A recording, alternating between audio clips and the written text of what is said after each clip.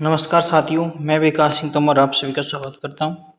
आज के सेशन में तो साथियों आज हम करेंगे हिंदी पेडागोजी के कुछ महत्वपूर्ण प्रश्न जो कि एग्जाम के लिए काफ़ी महत्वपूर्ण होंगे साथियों। तो आज हम एमपी टेट वर्ग 3 2024 के लिए हिंदी पेडागोजी के प्रश्न करने वाले हैं साथियों। अभी तक आपने हमारे चैनल को सब्सक्राइब नहीं किया तो चैनल को सब्सक्राइब जरूर कर लें और बेल आइकन को दबा लें। साथियों, सेशन अच्छा लगता है तो लाइक करें और अपने दोस्तों के साथ भी शेयर करें। पीडीएफ के लिए आप हमारे टेलीग्राम चैनल को ज्वाइन कर सकते हो। यहाँ पर आपको निःशुल्क पीडीएफ मिल जाती है और साथियों अन्य जानकारियाँ भी आपको यहाँ पर प्रोवाइड करवा दी जाती हैं। तो साथियों पहला प्रश्न है जो आपके सामने है। प्रश्न नंबर 1 है, सतत और व्यापक मूल्यांकन मुख्य रूप से डैश पर बल देता है। तो बताइएगा किस पर बल देता है। ऑप्शन 1 है आपके सामने, बच्चों को सुधार के लिए लगातार परीक्षण के लिए बल देता है, बच्चों के व्यवहार का सतत अवलोकन करने के लिए बल देता है, मस्तिष्क, हृदय और हाथ की शिक्षा पर बल देता है, कमजोर अयोग्य विद्यार्थियों को उच्च स्तर यानी अगली कक्षा पर पदोन्नत करने पर बल देता है। तो प्रश्न नंबर 1 का जो राइट आंसर होगा क्या होगा बताइएगा। तो प्रश्न नंबर 1 का जो राइट आंसर है, बच्चों के व्यवहार का सतत अवलोकन करने पर बल देता है। ठीक है, तो ऑप्शन आपका कौन सा हो जाएगा। ऑप्शन आपका बी राइट आंसर हो जाएगा, यानी बच्चों के व्यवहार का सतत अवलोकन करने पर बल देता है। ठीक है साथियों, चलते हम नेक्स्ट प्रश्न पर। अगला प्रश्न है, बच्चों के भाषा विकास की क्रमिक प्रगति का रिकॉर्ड रखने में कौन सा सर्वाधिक सहायक है। तो कौन सा सर्वाधिक सहायक है। शिक्षक डायरी सहायक है, पोर्टफोलियो सहायक है, लिखित परीक्षा की उत्तर पुस्तिकाएं शामिल हैं, नोटबुक सहायक है। तो कौन सी सामग्री सहायक होगी यानी उपयुक्त होगी तो बताइएगा। तो इसका राइट आंसर साथियों हो जाएगा, यानी ऑप्शन में आपका बी राइट आंसर हो जाएगा।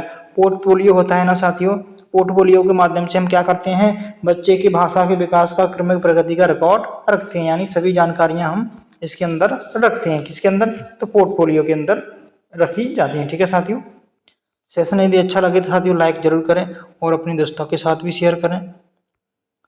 अगला प्रश्न है आपके सामने, ज्ञात से अज्ञात की ओर सूत्र का प्रयोग होता है। किसका सूत्र का प्रयोग होता है। आगमन विधि में होता है, निगमन विधि में होता है, सहयोग प्रणाली में होता है, पाठ्य पुस्तक प्रणाली में होता है। बात की जा रही है ज्ञात से अज्ञात की ओर। किसकी बात की जा रही है, तो ज्ञात से अज्ञात की ओर बात की जाती है।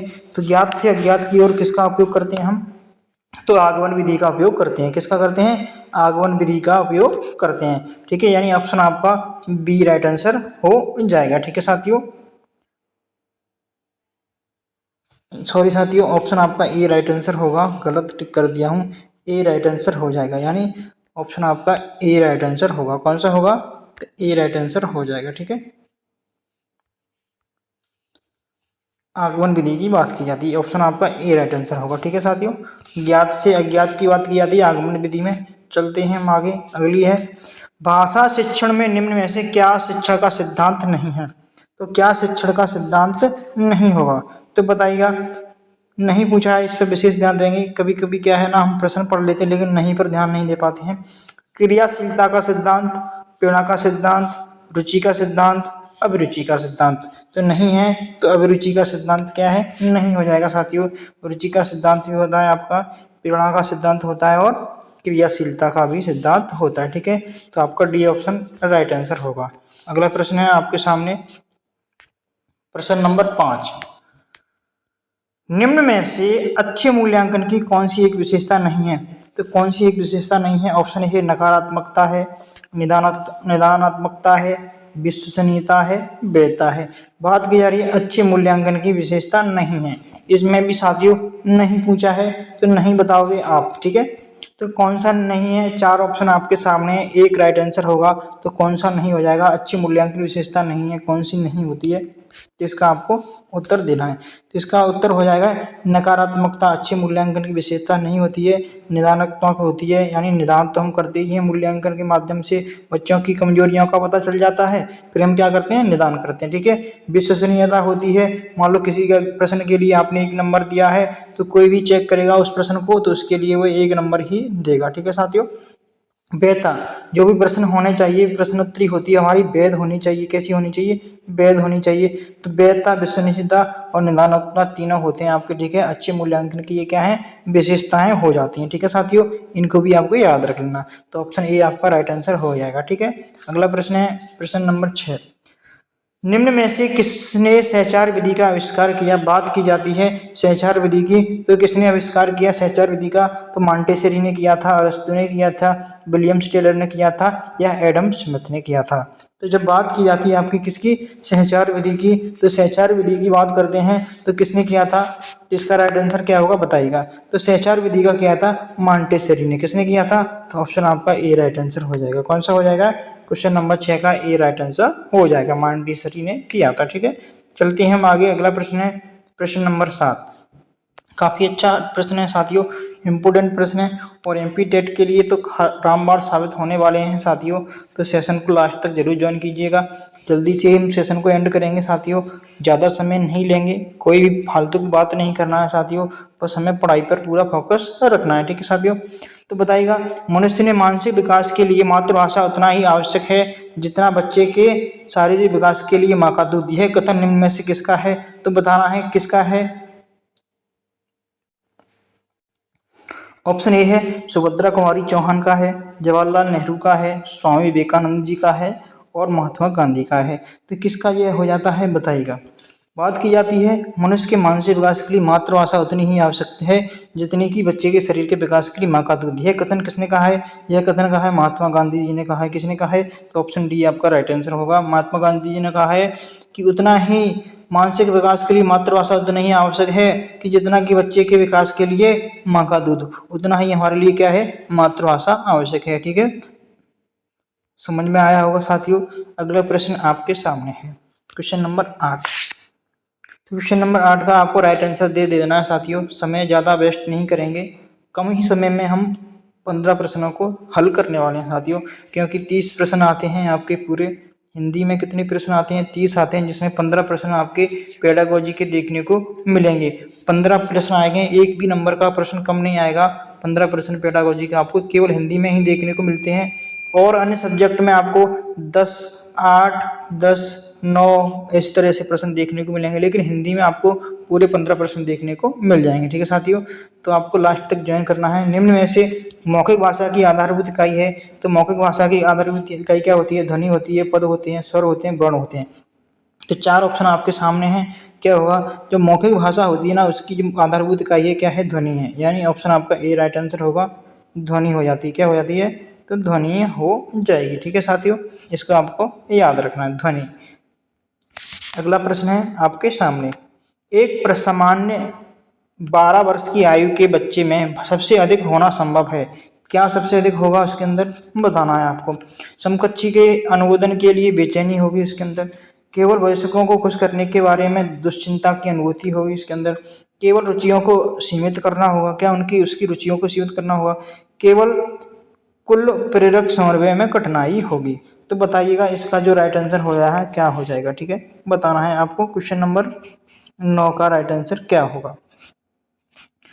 तो 12 वर्ष की आयु के बच्चे के सबसे अधिक संभव होगा, क्या होगा? समकक्षी के अनुमोदन के लिए बेचैनी होगी, क्या होगी? बेचैनी, क्योंकि इसमें केवल दिया है, इसमें भी केवल दिया है, इसमें भी केवल दिया है, तीनों में केवल दिया है, तो केवल वाला ऑप्शन आपका कभी भी सही नहीं हो सकता साथी। तो ऑप्शन आपका ए राइट आंसर हो जाएगा। इस तरह से भी आप इस प्रश्न को हल कर सकते थे, ठीक है। चलते हम आगे। अगला प्रश्न आपके सामने है, इसका आपको उत्तर बताना है, क्योंकि आपके एग्जाम के लिए मात्र 29 दिन का समय रह गया है, ठीक है साथियों। 10 तारीख से आपके एग्जाम स्टार्ट हो जाएंगे, तो 29 दिन में आप कितना अच्छा और कर सकते हो। तो जितने से ज़्यादा हो सके PYQ लगाइए साथियों, प्रीवियस ईयर क्वेश्चन पेपर करिएगा, ठीक है, जितने हो सके उतना, ठीक है, क्योंकि आपको इसी आधार पर नए प्रश्न देखने को मिलेंगे और कुछ प्रीवियस ईयर भी क्वेश्चन आपको देखने को मिलेंगे। तो सबसे ज़्यादा आपको क्या करना है? प्रीवियस ईयर क्वेश्चन ही हल करने हैं, ठीक है साथियों। बच्चे में भाषा सीखने की क्षमता का जन्मजात होती है, अतः क्यों होती है? भाषा विज्ञान का कार्य घर पर ही किया जाना चाहिए, क्या इसलिए होती है? उनकी इस दक्षता का भरपूर प्रयोग करते हुए भाषाई नियम सिखाए जाने चाहिए। बच्चों को समृद्ध भाषा परिवेश उपलब्ध कराया जाना चाहिए। भाषा शिक्षण का कार्य नहीं किया जाना चाहिए। आपके सामने 4 ऑप्शन है साथ ही एक सही होने वाला है, तो आपको बताना है कौन सा राइट आंसर हो जाएगा। ठीक है, देखो बच्चों को समृद्ध भाषा परिवेश उपलब्ध कराना चाहिए। क्या कराना चाहिए? बच्चों को समृद्ध भाषा परिवेश उपलब्ध कराना चाहिए, यानी आपका ऑप्शन सी राइट आंसर है। ठीक है, चलते हैं हम आगे। अगला प्रश्न आपके सामने है, प्रश्न नंबर 11। भाषा सीखने के लिए सबसे उपयुक्त साधन है, तो भाषा सीखने के लिए सबसे उपयुक्त साधन कौन सा होगा बताइएगा। क्या अनुकरण होता है, पढ़ाना होगा, बोलना होगा, सुनना होगा? 4 ऑप्शन है, एक सही होगा, वो आपको बताना है। तो कौन सा हो जाएगा? भाषा सीखने के उपयुक्त साधन है कौन सा है? तो अनुकरण करना है। ठीक है, अनुकरण के माध्यम से क्या है, बच्चे भाषा जल्दी से सीखते हैं, जल्दी से सीखते हैं। किसके माध्यम से? तो अनुकरण के माध्यम से सीखते हैं। इसको भी आप याद रखेंगे, अनुकरण के माध्यम से भाषा सीखी जाती है। ठीक है, भाषा सीखने के लिए सबसे उपयुक्त साधन है, ये हो गया। अगला प्रश्न है, प्रश्न नंबर 12। भाषा की कक्षा का माहौल कैसा होना चाहिए? भाषा की कक्षा का माहौल कैसा होना चाहिए, ये आपको बताना है। तो कैसा होना चाहिए? जहाँ बच्चों को उनकी बात कहने और सुनने के अधिकाधिक अवसर मिले, जहाँ शिक्षक बोले और बच्चे ध्यान से सुने, जहाँ भाषागत शुद्धता पर अत्यधिक बल हो, दीवारों पर सूक्तियाँ लिखी हों। तो माहौल कैसा होना चाहिए? आप एक शिक्षक हो और शिक्षक होने के नाते किस तरह के माहौल को आप करोगे, तैयार करोगे बच्चों के लिए? तो आपको इसका जो है राइट आंसर है वह बता देना है, कौन सा होगा क्वेश्चन नंबर 12 का। तो जहाँ बच्चों को उनकी बात कहने और सुनने का अत्यधिक अवसर मिले, तो ये बात कैसी हो जाएगी? सही हो जाएगी। इस तरह का माहौल होना चाहिए। बच्चों को शिक्षक से के साथ में क्या है, बात करने में किसी प्रकार की तकलीफ नहीं होनी चाहिए, डर भय नहीं होना चाहिए, जिससे क्या है बच्चे अधिक सीखेंगे। यदि डर भय की भावना होगी छात्रों के बीच में, तो बच्चों का क्या है, जो सीखने की क्षमता है वो कम हो जाएगी। ठीक है साथियों, तो इसका जो राइट आंसर है ये ऑप्शन हो जाता है। अगला प्रश्न आपके सामने है, सभी विधियां असफल होने पर इस विधि का प्रयोग करना चाहिए। किस विधि का प्रयोग करना चाहिए? यदि सभी विधियां आपकी असफल हो जाती हैं तो लास्ट में एक ही विधि बचती है, उसका आपको उपयोग करना चाहिए। वो कौन सी हो जाती है? इस बात को इस प्रश्न में पूछा गया है। ठीक है, यानी ऑप्शन ए है प्रवचन विधि है, स्पष्टीकरण विधि है, उद्बोधन विधि है, पाठ्य पुस्तक विधि है। तो क्वेश्चन नंबर 13 का जो राइट आंसर होगा प्रवचन विधि है। जब कोई भी विधि साथियों काम ना करे तो टीचर क्या करता है, आकर के बैठ करके बच्चों के सामने प्रवचन देना शुरू कर देते हैं। क्या शुरू कर देते हैं? प्रवचन देना शुरू करते हैं, यानी भाषण देना शुरू कर देते हैं और बच्चे सुनते रहते हैं बैठे बैठे, और टीचर क्या देता है? प्रवचन देना शुरू कर देता है। ठीक है, यानी ऑप्शन आपका ए राइट आंसर हो जाता है। ठीक है, समझ में आया होगा। चलते हैं हम आगे बात करते हैं, विद्यालयी पाठ्यक्रम में मातृभाषा के स्वरूप हैं। तो मातृभाषा का कौन सा स्वरूप है? प्रथम स्वरूप में यह स्वयं एक ग्रंथ है। द्वितीय स्वरूप में यह अन्य विषयों को पढ़ाने का एक माध्यम है। द्वितीय स्वरूप में मातृभाषा को रखा गया है। 1 और 2 दोनों कथन त्रुटिपूर्ण हैं। बताइएगा, प्रश्न में पूछा जा रहा है विद्यालयी पाठ्यक्रम में मातृभाषा के स्वरूप। कहाँ पाठ्यक्रम में? तो विद्यालय के पाठ्यक्रम में। तो मातृभाषा के कौन से स्वरूप हैं? क्वेश्चन नंबर 14 है, इसको बताना है। ठीक है साथियों, तो द्वितीय स्वरूप में यह अन्य विषयों को पढ़ाने का माध्यम है। क्या है? द्वितीय स्वरूप में यह अन्य विषयों को पढ़ाने का माध्यम है। कौन सा? मातृभाषा। जब हम मातृभाषा के माध्यम से क्या सिखाते हैं बच्चों को?